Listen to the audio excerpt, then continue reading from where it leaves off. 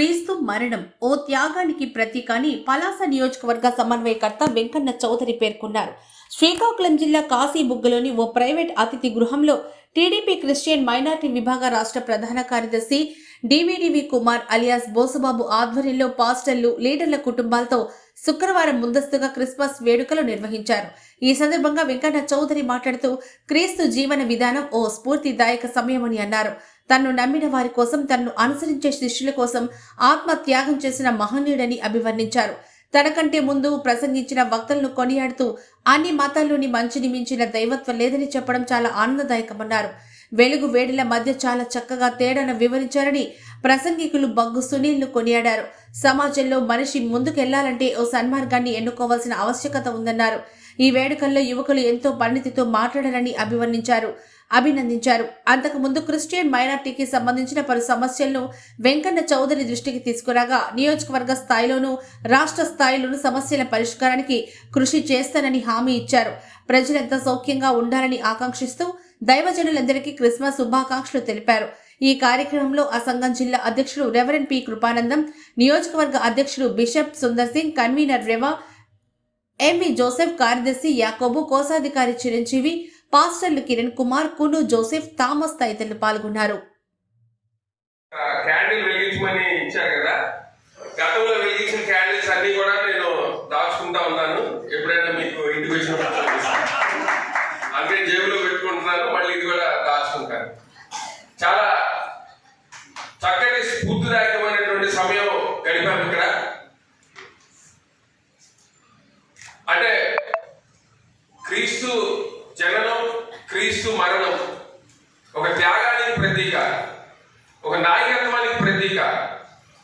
తన శిష్యుల కోసం, తనను నమ్మిన వారి కోసం ఆత్మత్యాగం చేసినటువంటి క్రీస్తు బోధనల్ని మనం ఎంతో కొంత మనసులోకి అలవాటు చేసుకొని వాటిని మన జీవన విధానంలోకి తీసుకువెళ్ళడానికి మనం ఆచరిస్తే చాలా ఆనందంగా ఉంటుంది, చాలా సంతోషంగా ఉంటుంది.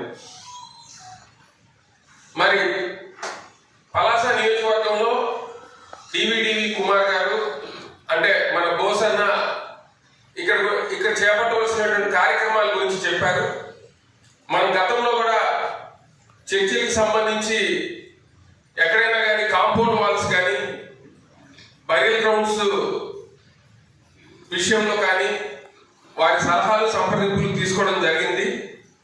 వాటి మీద ఇప్పుడు కూడా ఒక కార్యాచరణ ఏర్పాటు చేసి మీరేమన్నా ఒక స్టీరింగ్ కమిటీ లాగా ఒక 3-4 మండలానికి ఒకరితోటి మీరు హెడ్ చేస్తూ ఉంటే తప్పనిసరిగా ఉన్న సమస్యల మీద మనము ఒక ఆలోచన చేసి వాటన్నిటిని ఏ విధంగా పరిష్కారం చేయాలని, ఇప్పుడు ఏదైతే మీరు ఎన్ఎండి ఫరూక్ గారు మైనారిటీ కమిషన్ ద్వారా సెల్ ద్వారా మీకు ఒక ఏర్పాటు చేశారో వాటన్నిటిని మనం పరిష్కరించుకునే దిశగా వెళ్దాం.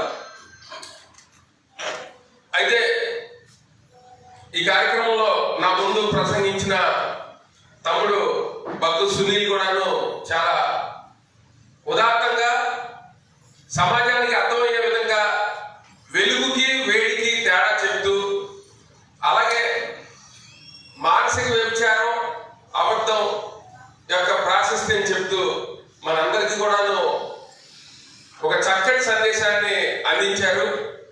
వయసులో తప్పనిసరిగా నాకంటే చిన్న అయ్యే ఉంటారు.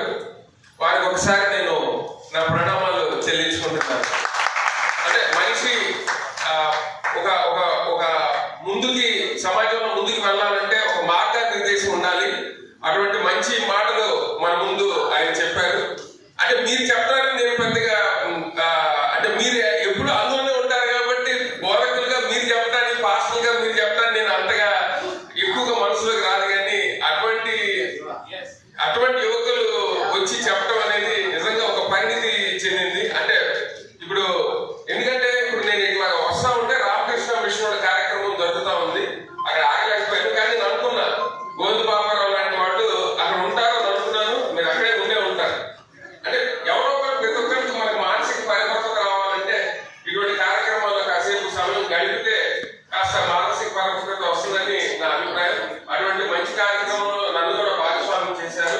అయితే బహుశా మీరు మాత్రం ఒక కార్యాచరణ మీరు అందరూ అనుకొని, అయితే మీరు ప్రస్తావించారు గ్రూపులు అని అన్నారు. కానీ నేను దాని గురించి నాకేమి